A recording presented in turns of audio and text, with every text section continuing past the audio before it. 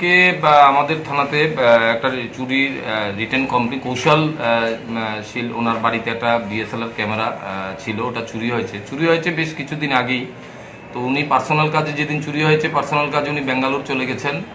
তো গতকালকে ওনার বাবা এসে একটা রিটেন কমপ্লেন দিয়েছেন আমাদের। তো সেই কমপ্লেনটা পাওয়ার পর আমাদের থানার অফিসার এবং সিভিল স্টাফে আমরা একটা টিম তৈরি করি এবং তারা সোর্স ইনফরমেশন করে সন্দেহভাজন আমরা একটা চোরকে আমরা ডিটেইন করি।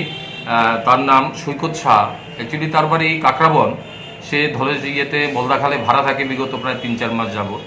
তাকে জিজ্ঞাসাবাদ করার পর সে স্বীকার করে যে তার সাথে আরেকজন তার সহকর্মী আছে, যেটা অমরদেব বর্মা, তার বাড়ি খমলুম, সে ধলেশ্বরে ভাড়া থাকে। তো সে জানতে পেরেছে অমরদেব বর্মা বাড়িতে এমন একটা ক্যামেরা আছে, সে জানতে পেরেছে। তখন আমরা তাকে সাথে নিয়ে অমরদেব বর্মা বাড়িতে যাই, গিয়ে তাকে ঘর সার্চ করে ক্যামেরা সহ ব্যাগটা আমরা পাই। তখন তার দুজনকেই আমরা উঠিয়ে নিয়ে আসি। তাদের বিরুদ্ধে আমরা একটা চুরির কেস নিয়েছি। তাদের পুলিশ রিমান্ড চাইব।